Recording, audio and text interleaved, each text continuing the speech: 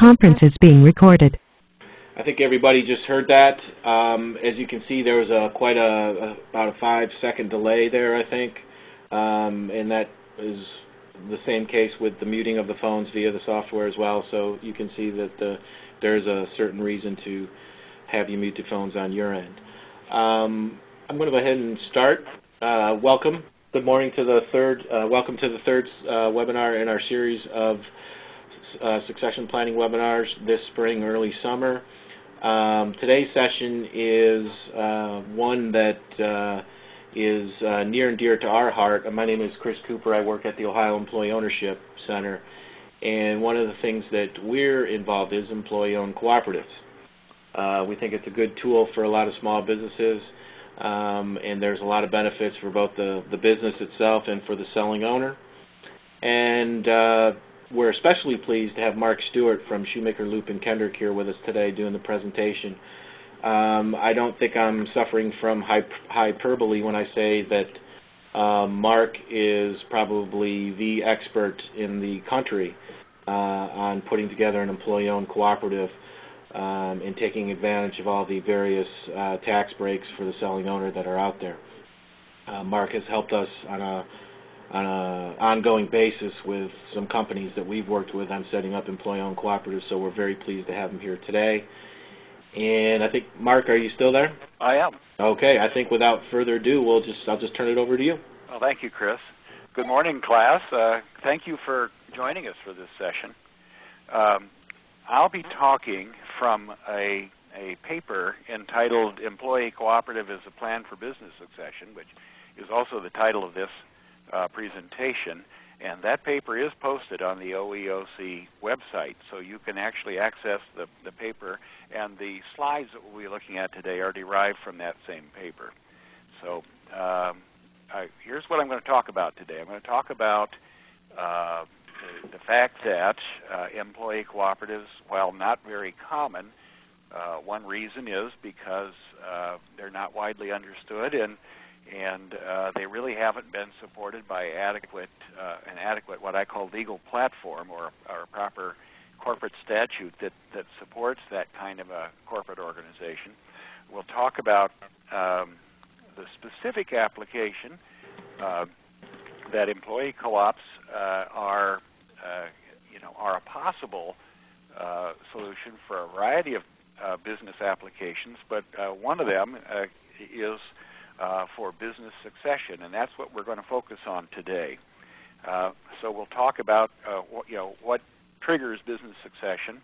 We'll talk about how an employee co-op is really one of a choice of entities that you might consider, because there are other forms of employee ownership. There are other forms of business succession, and while we won't dwell on the other ones, we'll at least try to explain. I'll try to explain, why you might select a cooperative as opposed to some other kind of an approach. Now, and also assuming that you are not familiar with, well, exactly what is a cooperative, we'll talk about that. We'll talk about the essential nature of a cooperative. What are its principles? What drives it? What makes it get organized the way it does? Because that will help you figure out, well, is this right for me? Because it may not be. But if you find, well, gee, I kind of like that principle, I like that idea, that's what we were thinking, then it gives you some encouragement to pursue the matter further. Talk a little bit about the workplace and corporate culture considerations in the succession using a co-op.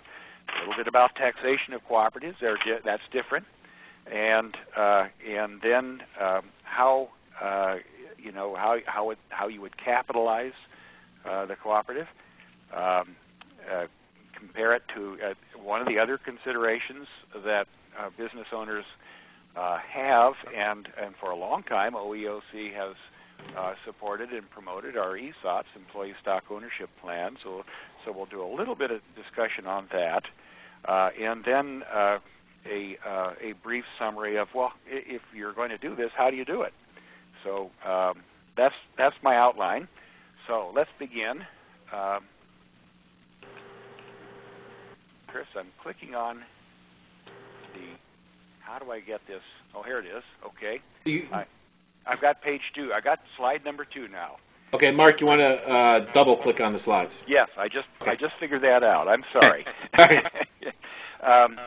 Okay, employee cooperatives have not been very common in the past, and largely it's people aren't familiar with the cooperative structure, and it has a limited application. It fits in some cases, and sometimes it doesn't. But there's another reason, and the reason is that there haven't been good corporate statutes.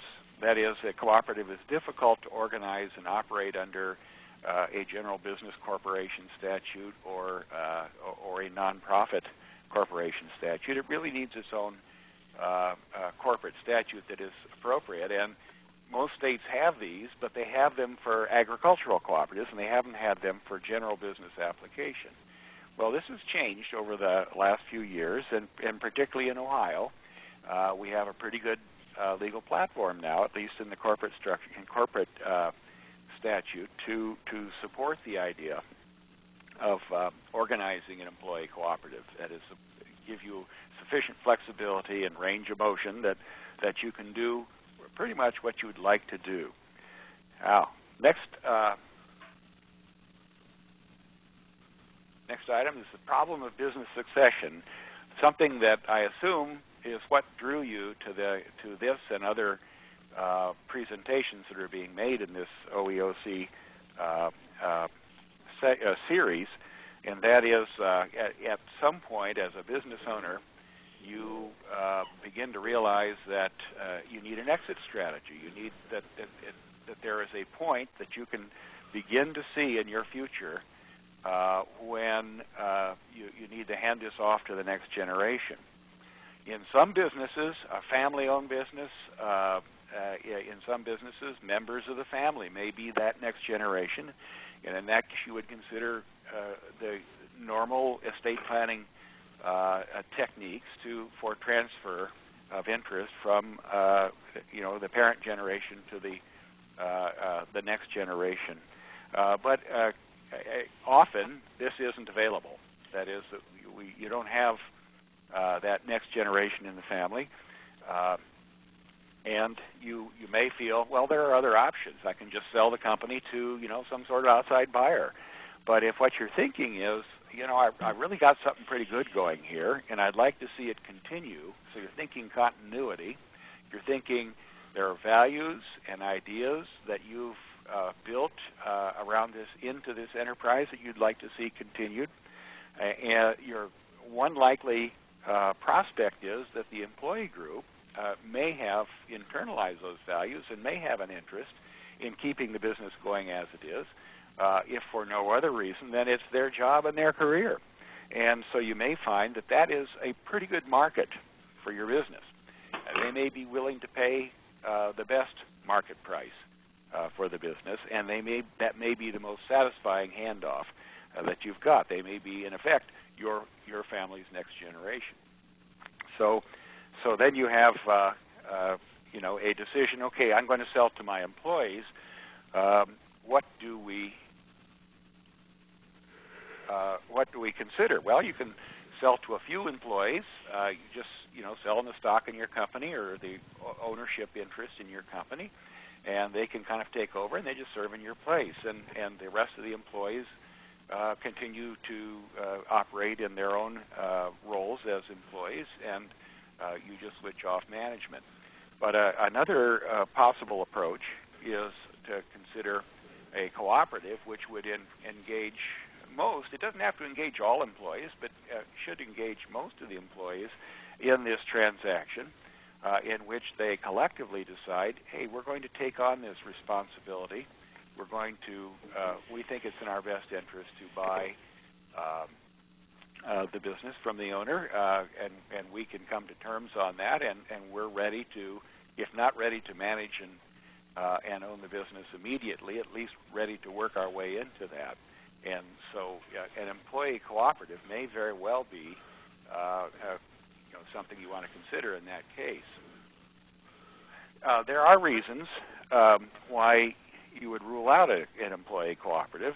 For example, if a significant number of the employees are not interested in owning the company or sharing in the enterprise risk of the company's business, that probably is not going to get done. That the market simply isn't there when they begin to appreciate the responsibilities of ownership and the burdens of ownership as well as the benefits. They may not have an interest in participating in the governance or management of the company. They may not have an agreed plan for management of the company. That is, that they say, yeah, we'd like to do it, but we can't agree on how we're going to, if we acquire the business, somebody's got to run it. We're not sure how we want to do that. So they may not have a long-term commitment to the company. That is, they may not have that continuity idea that you have, that this needs to be perpetuated or continued into the next generation. But if they are in agreement to make a collective acquisition, cooperative may be more satisfying and unifying than a conventional corporate acquisition and ownership structure. There is something about a cooperative structure that binds people together, both in terms of ownership and in terms of common purpose and enterprise. And so that's what we'll be talking about. And a cooperative offers, in some cases, a more tax-efficient way of going about the transaction.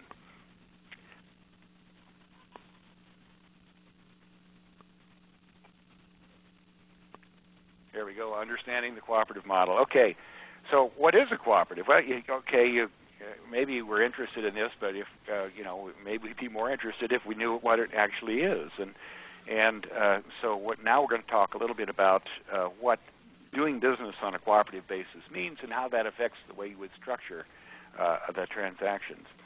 Most cooperatives are not employee cooperatives. A typical cooperative is organized to do business on a cooperative basis with some or all of its customers, which we call patrons. That's a tax term in co-op lingo. And this doing business on a cooperative basis means that you run the business plan, and the motivation is to produce economic advantage for the patrons as such, as customers, and only secondarily for the patrons as investors. So the primary object of a cooperative is to produce economic benefit for whoever we designate as the patrons. It may be a marketing co-op. It may be a supply co-op. That is, it may market the production of the patrons, or it may supply necessary inputs or needs of the patrons. Now, in the case of an employee co-op, the patrons are inside the co-op. They're the employees. And so what kind of a co-op would that be? Well, it's a marketing co-op. What it does is it markets the employees' work in the marketplace. The idea of your business is that it produces more value than any one of the employees could produce on their own for their work. And so the idea of an employee co-op is, and the motivation and the business plan sort of focuses around how can we make this workplace, this enterprise, more productive for the employees as patrons and members of the cooperative, and by necessary implication, owners. So if the motivation in the business succession plan is to capitalize on that kind of an incentive, the cooperative may serve very well. Let's talk a moment about cooperative principles. Cooperative principles are something we co-op guys, wave these about, and everybody has a list of co-op principles, and some of them are 3 principles, some of them are 5, some of them are 7. But over the years, you might consider these sort of the cooperative holy scriptures.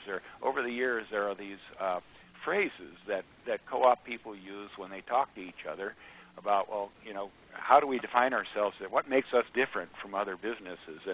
And there are a few principles that I think are worth describing so that you understand, what drives the structure of this transaction in the business that's operated as a cooperative. And the first one, let's go to that term patron again.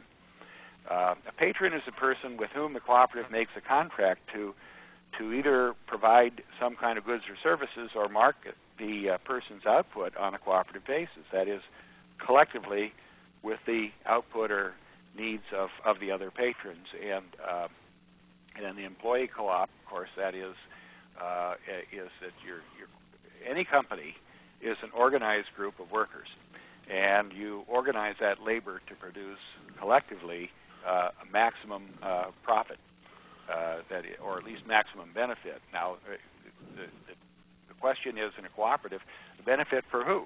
Well, if you're a conventional corporation, that would be for shareholders or owners. If you are a cooperative, your primary purpose would be the maximum benefit for the employees, but implicitly what that means is that the employees must be the owners, because we really can't leave behind this idea that ownership is essential to your right to profits. But we measure it differently in a cooperative. We measure it in terms of the value of your work input, and so that may vary within the employee group, or it may be similar in the employee group. But this is a principle that we keep in mind, and that brings us to the second principle, operation at cost.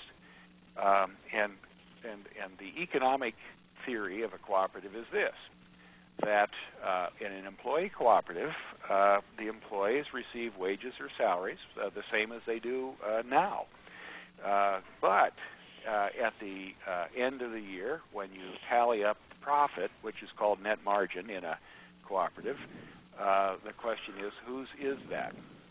And in a cooperative, that is allocated among the patrons, which would be the member employees of the cooperative, in proportion to some kind of an agreed formula that values their respective labor inputs.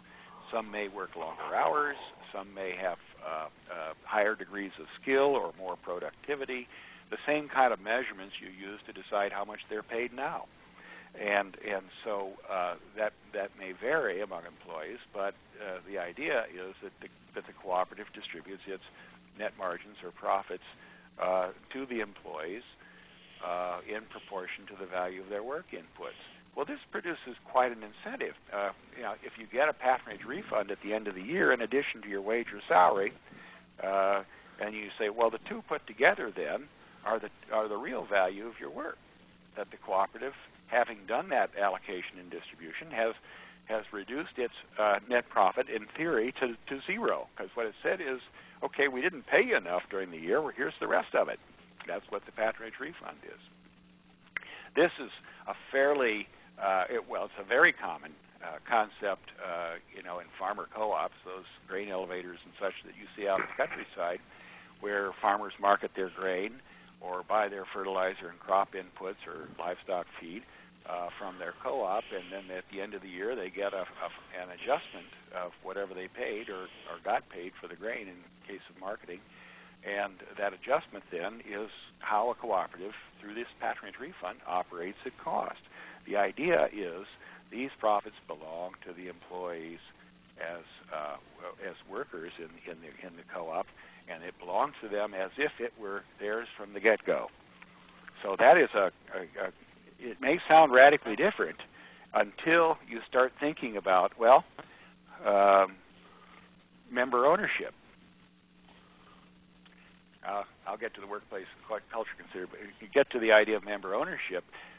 Obviously, with a company that is committed to distributing its economic benefits to its employees in proportion to their work, it's not the most attractive prospect for outside investors, that is, third parties who simply want to put their money in and get a return on their capital. Because for the workers, the return on their capital, being their labor, is that patronage refund. But that carries with it an obligation to own the cooperative. So when you have business succession, the idea is that the employees buy the business from the owner, and they may buy it in proportion to their expected distribution of profits going forward. So that is, at least conceptually, where we begin. as to the difference between a cooperative and just buying a few shares of stock and saying, okay, now what do I get back for this stock? The next point, workplace and corporate culture considerations. If you sold the business to, let's say, a select group of employees who have kind of emerged as your proteges or your next management, there's not likely to be much change in the workplace. It's just a change of ownership, and the entity would continue to benefit or be operated for the benefit of owners as shareholders. And in a conventional corporation or an LLC, the investor having furnished the capital, is entitled to whatever fruits of that capital, presumably the profits of the company, is entitled to that in proportion to their investment. By contrast, sale of stock to an employee cooperative will likely result in a significant change in the workplace. The selection of the employee cooperative business model can be enormously satisfying in certain situations, but it's not appropriate for every business application. There are normally some opposing interests between employees and management in a company. An employee cooperative must overcome this and the understandable reluctance of employees to assume responsibility for investment in and the management of their employer. Because when you have an employee co-op, what you have is the labor and management are institutionally combined. That is, the employees, in some respect, take over the governance of the entity and become their own managers. This sounds like chaos, but most cooperatives organize their workplace in very much the same way as any other business. That is, you have a boss and you have subordinates, but the employees have to be prepared to feel, hey, now we are part of that. That is, they'll form a board of directors. They'll be the majority on the board of directors. They'll be the responsible for the outcome. And if they don't make money, that comes out of their pockets. But that's the way it works in a cooperative, the same as it does for you as an owner. The kind of thing that will drive this business model from the employee's perspective is if the employees recognize that they have a common interest in working together to sustain the business and therefore their jobs and careers. They must believe that they will create and gain greater value, however you define value. And value in the workplace isn't just compensation, but they feel a greater satisfaction and pride of ownership and incentive to work hard and well for the company if they are, in fact, the people who are in a position to do something about that. That is, they have more control over their lives and their work. Now, this suggests that a business with high employee turnover or a low level of employee loyalty to the business is not a good candidate for an employee, may not be a good candidate for employee cooperative. On a less philosophical level, a business in which the employees are unwilling to make significant capital investment or financial commitment to invest in the business is also not a good candidate for an employee, a cooperative. Primary focus in the sale of a cooperative or a company to employees in a conventional corporation is stock value. By contrast, the primary focus of an employee's interest, in an employee cooperative is a share of the company's annual profits and control of the company's management. In an employee cooperative, share acquisition is a means to get there.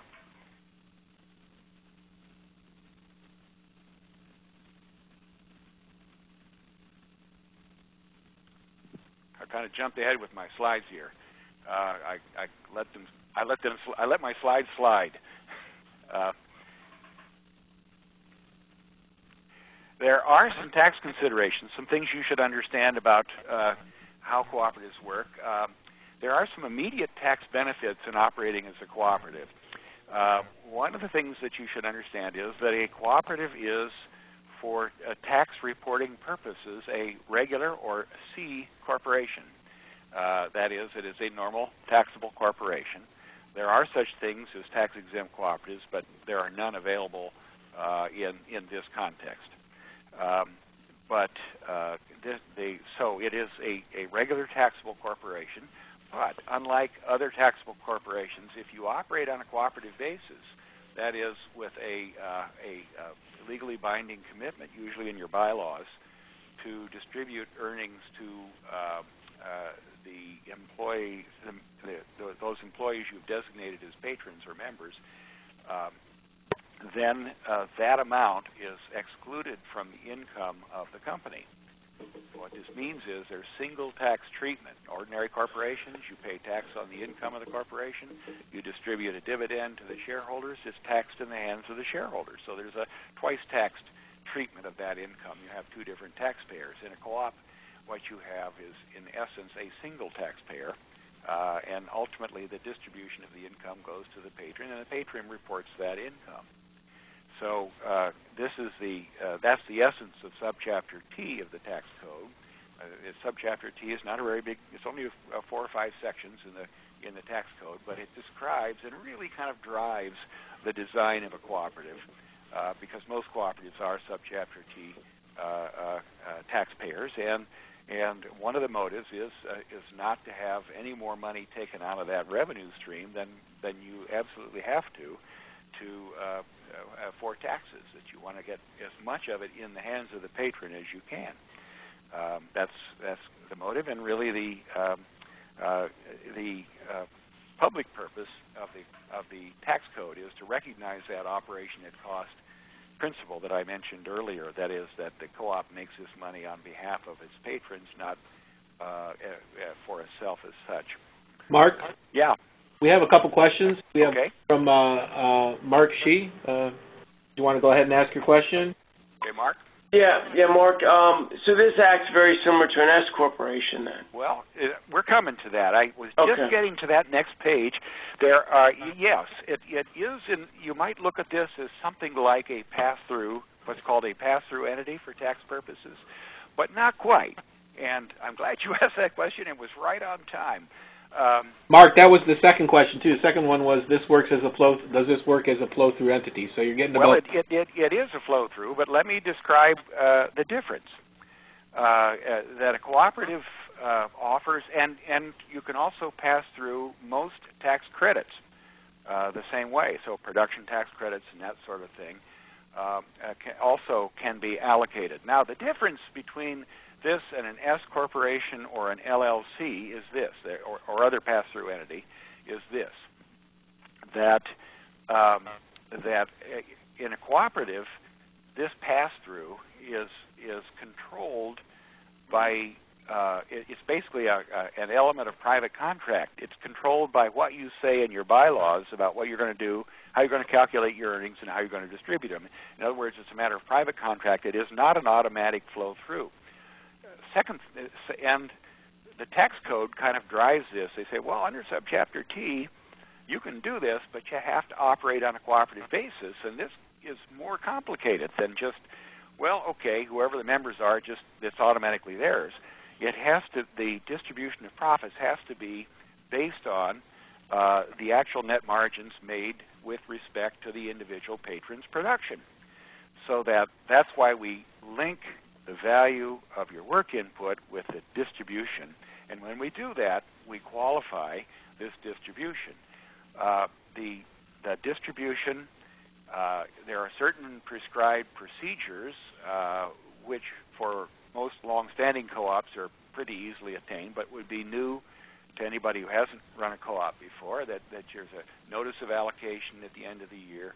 This allocation is calculated and needs to be distributed within 8.5 months after the end of the fiscal year. Cooperatives don't file their tax return 2.5 months after the end of the year. They file 8.5 months after the end of the fiscal year. And during that 8.5 month period, you're allowed to figure out, okay, what was our net margin, and how were we going to allocate this? The bylaws will drive how you're going to allocate it, but it leaves to the board, okay, in what form will we distribute it? You can distribute it all in cash, which most companies couldn't live very long doing that, but partly in cash, partly in additional equity in the company, because you need to retain some portion of that income for reinvestment in the business, same as any other business. The difference is that equity belongs to the specific patron that you made the allocation to. So you make this allocation, which I call a patronage refund in the bylaws I write. It's called a patronage dividend in the tax code. And you make this anytime during 8.5 months after the end of the fiscal year. Now, the co-op gets a current deduction for the year in which it earned this net margin, so it can deduct it right away, but the patron doesn't have to report it as income until they get that notice of allocation. So what we have here is in the bylaws is patron contract is kind of a control valve. You can control cash, non-cash portion of the allocation. You can control when it's distributed. And so what you can do is you can put it into the next tax year of the patron. So you have a time delay, which you do not have with regular flow-through corporations. But keep in mind that this distribution needs to be directly related to the profitability of the particular patron's work, so that you can't just say, well, the patron has 1/5 of the investment in the company, so you get 1/5 of the profit. And it really has more to do with it's measured in terms of the value of the patron's member patron's work. So those are differences. But it's kind of a neat thing to be able to do this kind of tax planning, both for the co-op and for the patron from year to year. Normally, a co-op would distribute enough cash portion to cover at least the patron's tax liability for that income. And I would expect that initially for an employee co-op where you're financing the purchase of stock from the owner, that the owner wants to get paid for this stock. Now, it may not be all at once. It may be in installments, but you may finance that, and so you may need to retain a significant portion of these patronage refunds from year to year to pay off the debt that was to finance it. But what you're doing really is converting the company's debt into equity ownership of the employees by doing that. So does that answer your question on the difference? Or the fact that it's a flow-through? Well, we have a follow-up from the other Mark as well, and we had a question from Mel too. I don't know if the questions were answered, but we'll give them an opportunity to tell us. Okay. Yeah, this is Mel. My question was really on the retained earnings portion. Yeah. And I do actually, but I'm sure you're going to get to it, a follow-up question on the acquisition loan debt service, but I'm sure you'll answer that as we go along. So, let's talk about capitalizing. I'm going to skip over the comparison with an ESOP, because I think let's see, what do we got here? Well, no, I don't want to do that. Yeah, because that's. Oh well, go back to my own text anyway. The capitalizing a cooperative is the same challenge as capitalizing any other business. If you have an owner who is selling out to the employees, the owner is going to take a fair amount of money out of the company. And of course, the company needs to replace that because it has some kind of a minimum amount of capital that it has to keep in the company in order to keep going and to work efficiently and to satisfy its bankers.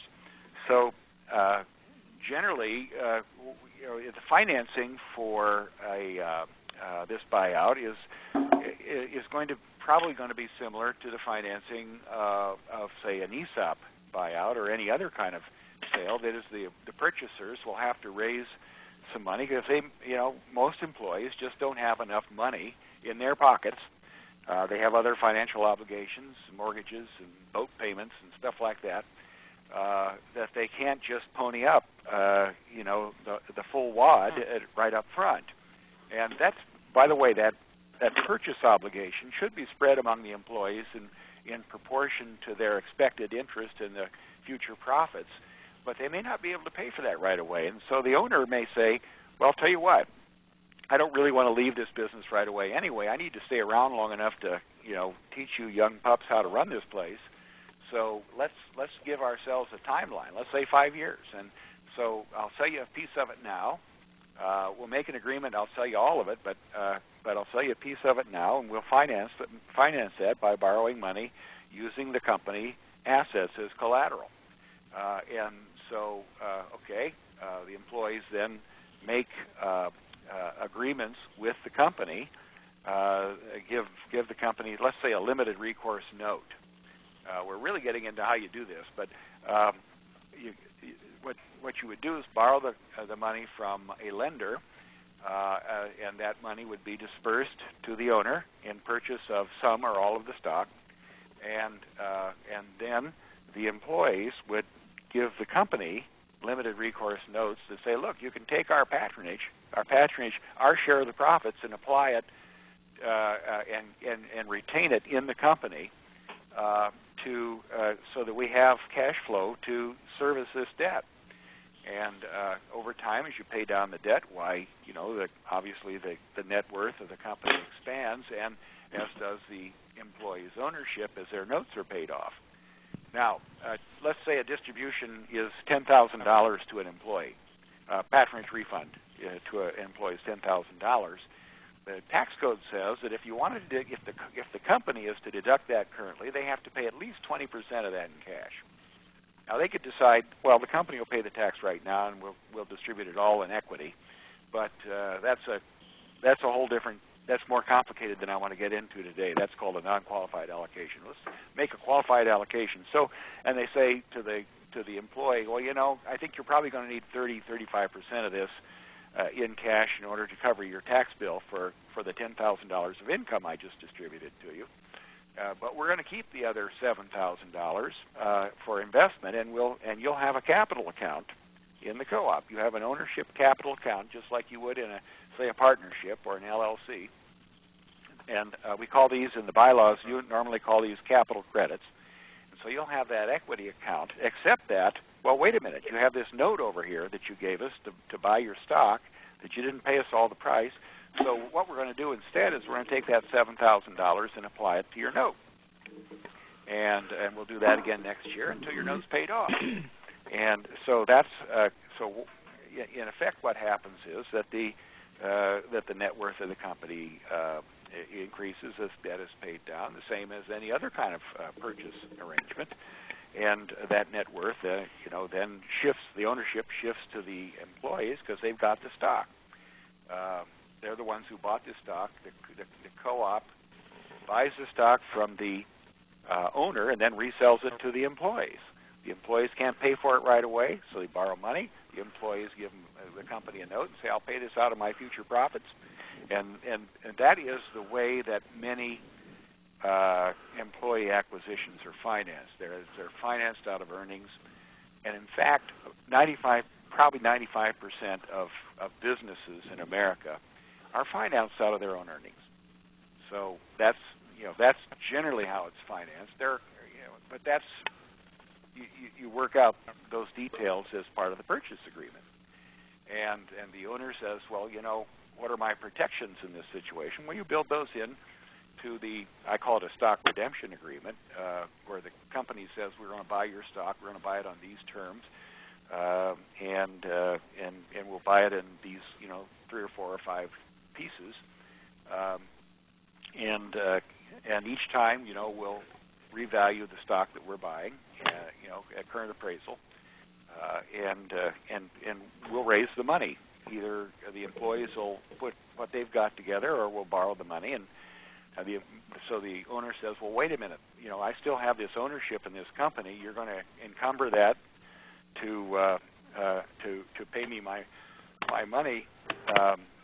What are my protections? Well, you can write protections into the stock redemption agreement and into the co-op's articles and bylaws that limit the employee's ability to drain out all the cash. You just put in kind of what you call covenants, loan covenants, in effect, to keep the employees from raiding and milking the company and impoverishing the owner. So you put these things in the agreements that you make, and that protects everybody's interests until the purchase is completed.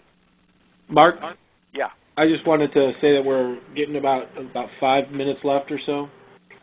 5:10, and I just wanted to, didn't want to cut off the questions. We have another question follow-up, I think, but Putting the company to an employee cooperative in a very sketchy form, but that's how you do it. It's a simple purchase.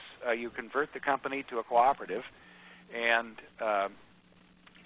the way you do that is just amend the articles and code of regulations of your company, and the employees remain the employees, the owner remains the owner, and then you buy the stock from the, we have a purchase agreement, as you would with any kind of business succession with sale to employees, and the purchase agreement would have a variety of terms in it, protecting the seller, protecting the buyer, and laying out the terms and conditions of payment over time.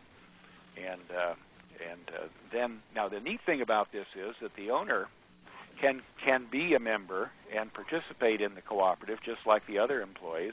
So the owner can continue to be a paid employee and continue to be a share in the distribution of profits, and can continue to be the manager over whatever period of time seems appropriate. So unlike an ESOP, the owner can actually participate in the company that he or she is selling. And so it really, kind of keeps, again, it's that binding effect of being a cooperative. It holds people together. Mel? I'm sorry, Mark. I had another question from Mel that you want to interject? Yeah, Mark, this is Mel again. I want to dovetail into 3 questions, if you don't mind. One, it seems to me that, and these are all differences to ESOPs, it seems to me that based on what you've said, that the acquisition loan debt service is made with after-tax dollars rather than pre-tax dollars. That's number one. Number two, with the and my knowledge of co-ops, I mean, this is incredibly enlightening, but I also understand that an owner can take the 1042 benefit on a sale to a co-op, and then and I've forgotten the third question. So well, let me answer the first two, because those are very good questions. First, and that would, well, let's see if we can go back and find that. Comparison to an ESOP? Yeah. Okay, I'll get that slide up on the screen.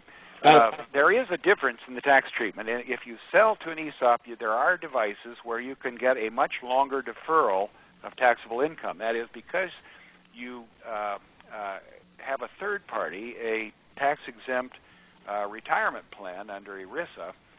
What you can achieve is not only the deduction at the corporate level, but you can defer reporting of the income by the employees until they get retirement benefits, and that can be very long term. Now, in a cooperative, you achieve the same tax benefit at the corporate level. That is, you can reduce your corporate taxable income to zero, but there is a current reporting of the income by the patron. So you report the income sooner with a cooperative. Now, that can be good, it can be bad. You don't get the long-term tax deferral, but you do get the benefit of actually having the income now and being able to use it as I'm saying as the patron gets it now and is able to use it, more currently. The fact that some of it is retained and reinvested later on, when the co-op, gets its debt paid down and its cash flow is better, you can redeem that equity without any further tax consequence because it's already been taxed. So the patron's investment, or the member's investment, employee member's investment in the co-op can be taken out as the co-op is able to redeem it, because that's about the only market you're going to have is the co-op, paying back this money. But that's not a tax event later on because it's already been taxed. So you get the single tax benefit, but you don't get the long-term tax deferral of an ESOP. The second question, say that again. I've read where the the owner, the selling shareholder, can take 1042 benefits. The 1042, okay, yes. Affirmative. And then the third question I remembered as we were talking was the oversight. You talked about putting a qualified entity in, so to defer the long-term taxes. Well, as long as the qualified entity is not put in and it's strictly a co-op, can I assume, and I hate that word, but can I assume that there is no DOL oversight as part of this? Absolutely. Or not as stringent DOL or IRS oversight? Right. The second question, the 1042 rollover, is available for sale to a worker cooperative the same as it is to an ESOP. The definition of worker cooperative is in my experience, a bit weird but workable in the statute. But there's an article that Eric Britton and I wrote about that very subject that's posted on the OEOC website that deals with it in great detail, maybe more detail than you're interested in. But yes, the 1042 transaction, for the rest of you, what that amounts to is that an owner can sell his or her stock to the employees in a worker co-op and defer recognition of any gain on that sale if the owner reinvests the money in what's called qualified securities. So from the owner's standpoint, you can take advantage of the 1042 rollover, and unlike the ESOP, you can continue to participate in the cooperative, as an employee and member. Your third question is cost, I think, is what you're really focusing on, because the cost of an ESOP. Well, it's not so much. I don't mean to interrupt. It's not so much cost as the oversight. Right. There is no an employee cooperative is not ERISA. It's not an ERISA plan. It doesn't have DOL oversight. It doesn't have all the IRS restrictions, and it doesn't have the rather high setup and maintenance costs. You don't have to hire a trustee. You don't have to hire appraisers, every year and all that kind of stuff. That the cost to convert to an employee cooperative, you'll have some legal fees and you'll have to educate your accountant. But that cost isn't any more than any sale to the employees, and the ongoing cost of maintenance is, nothing more than however you use ongoing legal counsel for your business today. It's Mel again, and I hate to keep jumping in, but how then is the sale, the stock value at time of sale and future sale? How is that determined if there's not an annual evaluation? Well, that's a good. The obviously stock value is a factor in the sale of stock to an employee co-op, the same as it would be for any sale. And so in the best interest of both the employees and the owner, it's good to have an independent appraisal. The appraisal is not the form and scope of the appraisal is not specified as it is under ERISA for an ESOP transaction, but presumably with each, if you have a multi-step purchase, let's say you have an installment sale over a 5-year period, presumably you would look to an appraisal and an update of that appraisal each time you had a purchase of stock. But that is up to the parties and the agreement that you make. So you do use an appraisal. You do use business appraisal in the interest of fairness to the parties.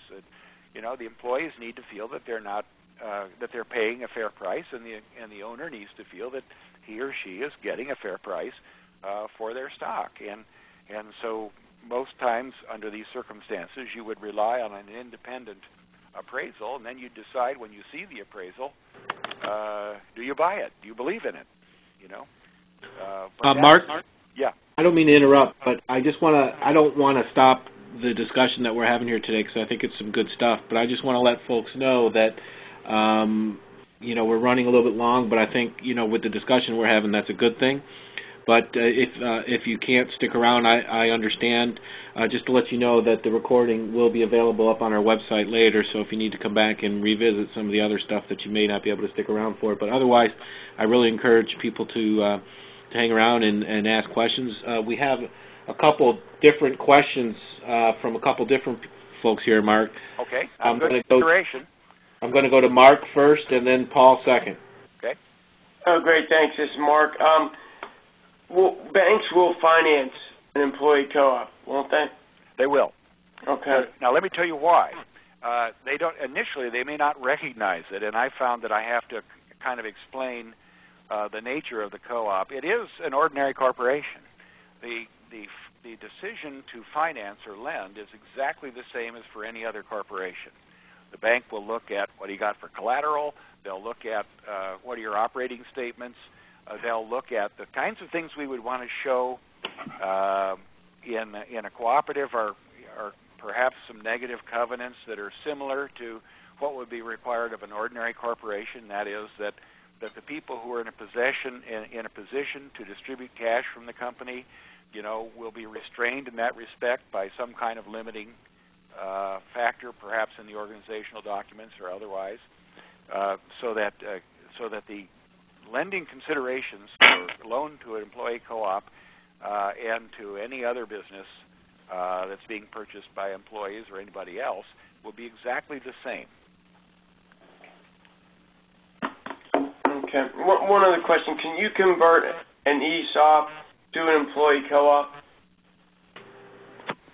Boy, that's a little beyond my, I have to rely on my partner, Eric Britton, to explain to me how you do it, but I imagine that you could convert, I don't think you'd want to liquidate an ESOP and do a distribution because you'd have some tax issues there. But what you could do is convert an ESOP to an ordinary, a more diversified retirement plan, and I don't know why you couldn't have the the company itself become a cooperative, even after you're operating with an ESOP. The common assumption among traditional co-opers is that co-ops aren't much on stock, but I don't find either under the Ohio Cooperative Law or other corporate statutes any particular limitation on a cooperative in creating and issuing stock interest that can be sufficient for maintaining the ESOP as it is, or at least if you convert the underlying company to a co-op, that would limit the existence of the ESOP. But as far as whether there are any specific ERISA requirements, I'd have to consult with with one of my partners. I understand that you could have an S corporation with an ESOP, so I don't know why you couldn't have a cooperative under it. I mean, you could do both, maybe. Okay, Paul, go ahead and ask your question. Yes, I have three related questions. One would be, what happens when a new employee joins the company and becomes a patron? Is that possible? Number two, what happens when an employee leaves the company? How do they get their value out? And that's sort of as a long-term basis, then what happens for the, quote, next generation? How do they get value out of their ownership? And that was the last piece of my presentation that I didn't get to. Good questions. Looking forward, I think I've got the slide up in front of you. When you form an employee co-op in an owner buyout situation, you really have to look forward and say, well, this isn't just a one-time event. Many cooperatives have been around for nearly 100 years, and so there isn't any reason why this can't institutionally continue. But what that means is when the patrons or the employees come and go. And you've got a good question, two good questions there. First is that when a new employee joins, the co-op will say, well, first of all, we want to make sure we've got a keeper here. We don't want to get this person involved in investment in the governance of the company until we know that the person is going to have a long-term relationship with us. So we may have some kind of a period where because employee co-ops can have employees who are not members and patrons. They can have what would be called in other cooperatives non-member business. so that's a possibility. So you would say, okay, but when you decide, okay, you're in, we really want you to be a member, and you want to be a member, but you know, we've decided among us that we're going to spread this investment burden among us, you know, in whatever way we think is fair. That is, that our ownership is spread among us in a way that we think is fair, and so that means you have to take on your fair share. So you're going to have to take over some of our investment as your own. And there are various devices to do that, and it can be somewhat like when you form the cooperative. It could be something in which the new member gives his or her note and payable out of the share of profits going forward. It could be some cash up front, and I would recommend that, by the way. New employees should have some kind of skin in the game right away, but you know, you have to be realistic that people just, you know, don't have wads of cash laying around. So, I think some kind of threshold investment or buy-in is appropriate for new members. Now, as the employee member continues and you make patronage distributions to them from year to year, and parts of that are retained for investment in the company, this capital account that is the member's capital account grows. Now, you may decide at some point, well, that's enough. We're, you know, future patronage, we're going to pay for that particular member. We'll pay all in cash because your investment is you're invested adequately to carry your fair share of the burden. But in the end, when the employee says, you know, I've got a decent proposition, or my spouse is moving and I got to move with them, or I'm going to retire, I'm going to do something else, every co-op has to deal with the idea of how do we redeem the equity of departing members. Farmer co-ops, I write equity redemption policies for farmer co-ops all the time. They've been dealing with this for decades. And there are all kinds of schemes to do this, but generally what you look at in a cooperative is you say, well, to the extent that these members of this co-op are real, live, living human beings, we will try to do this on some kind of revolving basis, oldest equity first. But you can only do this to the extent that you have adequate cash flow in the business. If the business isn't doing well or it has very meager cash flow, you may never get around to redeeming that equity over a good long period of time. But if you have a pretty good cash flow, you say, look, current patronage distributions are generating enough new investment. We can pay off the old guys, and so that's what we're going to do. Is we're going to redeem the oldest first, and you know, buy those capital accounts back. And as I said earlier, that's not a taxable event. It's just you're getting your money back.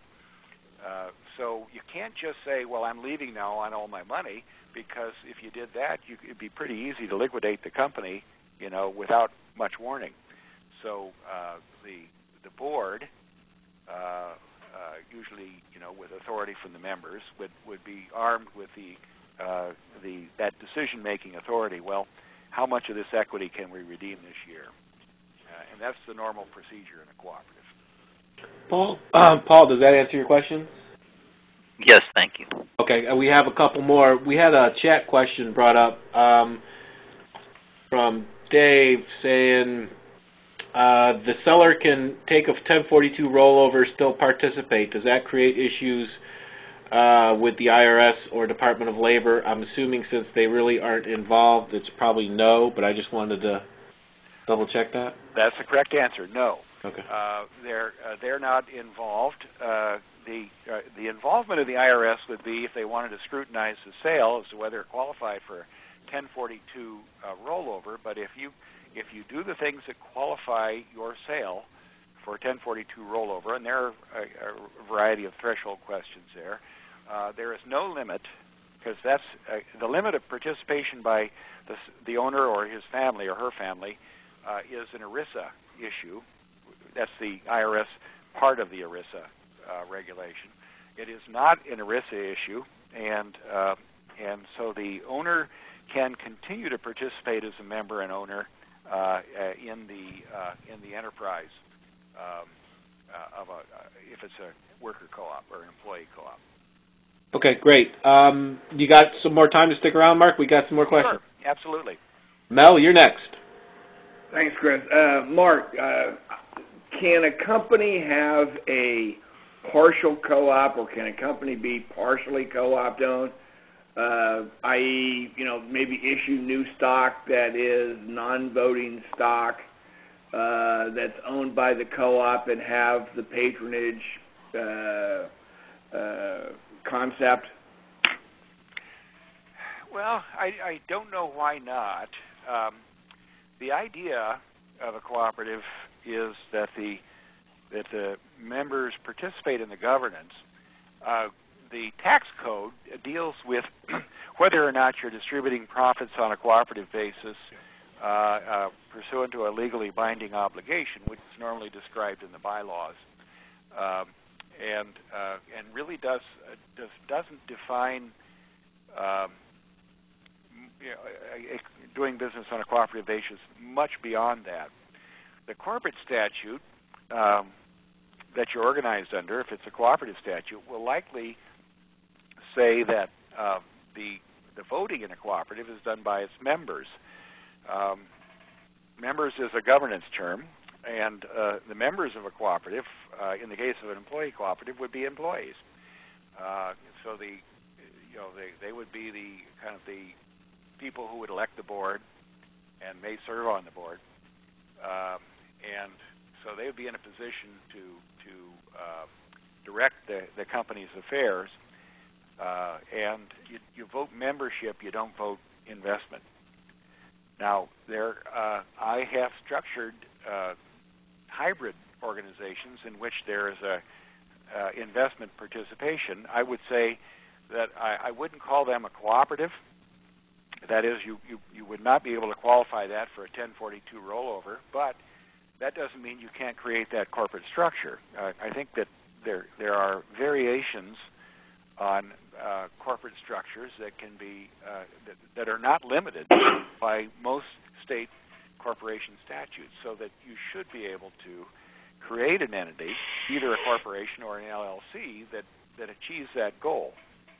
I don't think you need any special legislation to allow you to do that.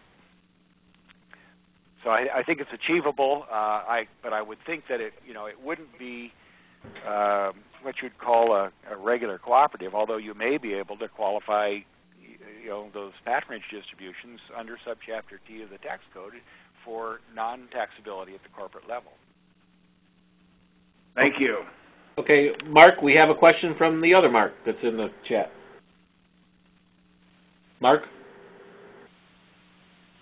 Mark, are you there? Yeah, I'm sorry. I got my mute off. I had two questions. One, is this regulated by state, that being if you're able to create a co-op, or is it regulated by the federal government? It's not regulated by the federal government at all, other than to the extent that you want to qualify for that subchapter T tax treatment. That's the only regulation there. I would ordinarily advise, if you want to have an actual cooperative, I would advise organizing it under a state cooperative statute. The Ohio cooperative law, I think, is particularly amenable to this. I'm kind of proud of our state statute for a couple of reasons. One is that it has, over the last several years, found a fairly favorable audience for a variety of applications of the cooperative business model. And the second one is that I'm the principal author of the statute, so I kind of like it.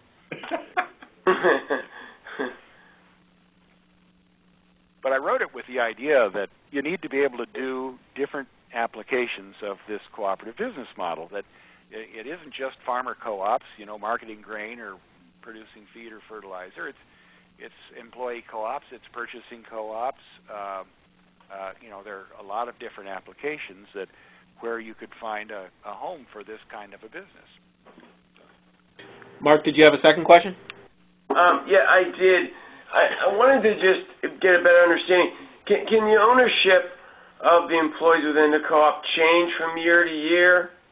Or is it maintained once it's established and that's what the ownership is of the employees? Because it seems very, more qualitative versus quantitative in terms of the ownership, how it's determined. Well, I think that's a good way of characterizing it. In an employee cooperative, probably qualitative is a good term because everybody's work input, has different values to the corporate enterprise.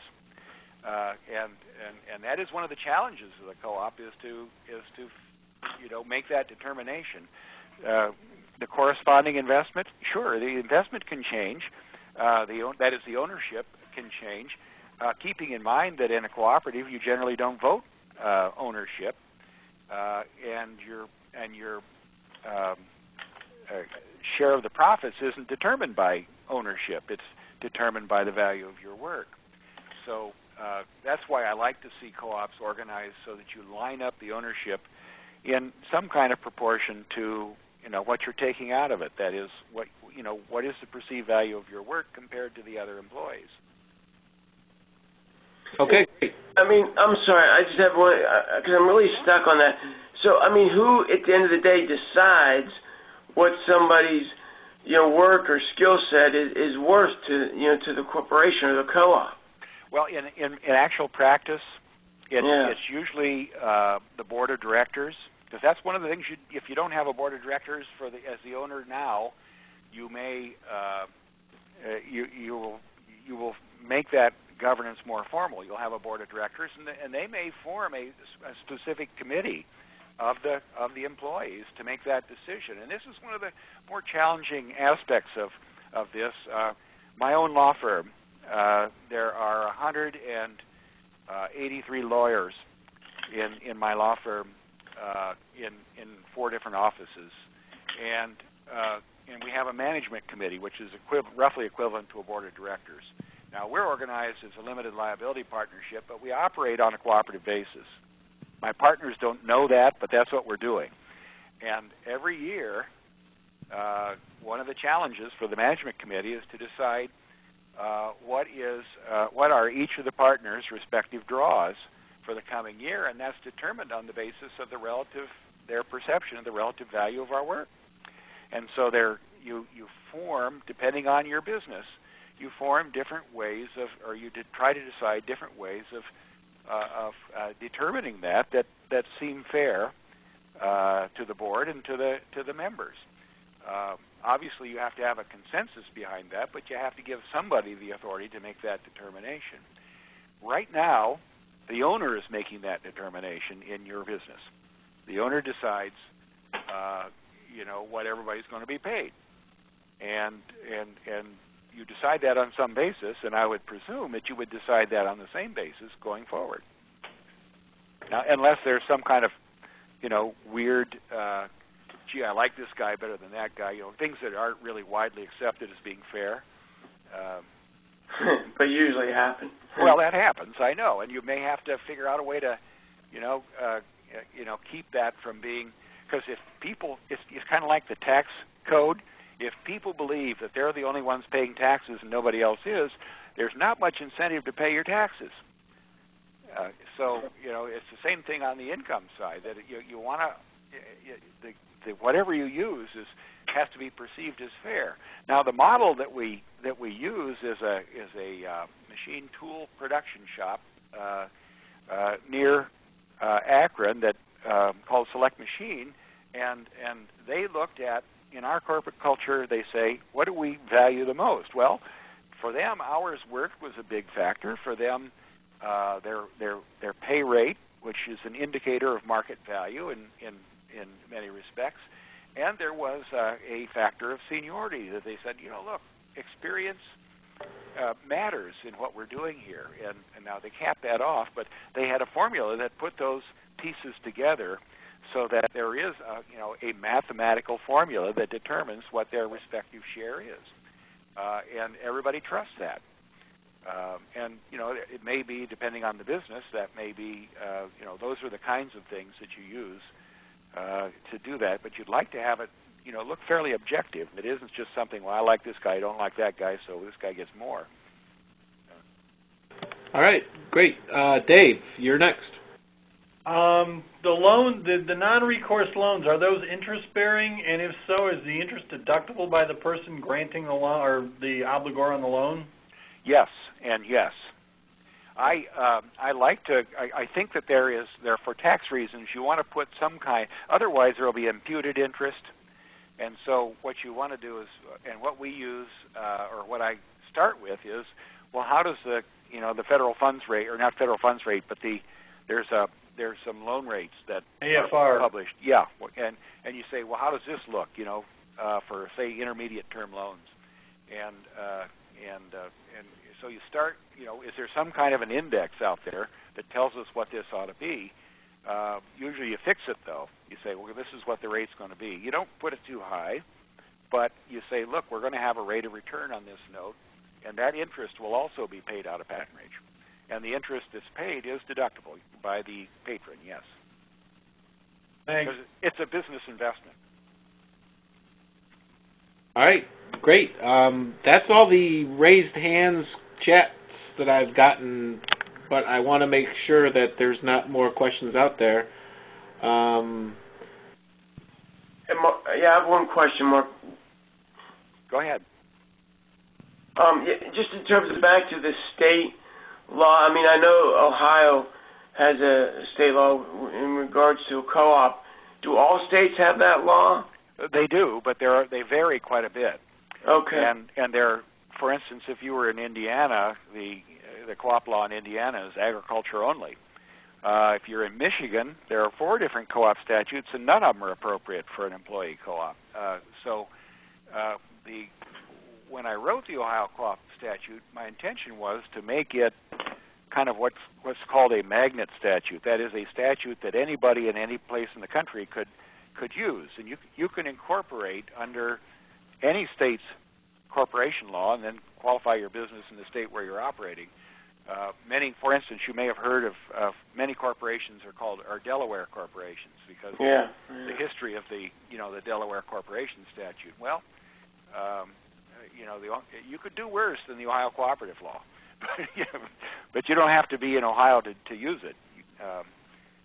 Or if you like the Wisconsin law, which isn't too bad, you could use that one. But I would say, be careful in the selection of the statute because some of them just aren't compatible. You happen to know how North Carolina law is? I don't, except that I suspect that it's probably agricultural oriented.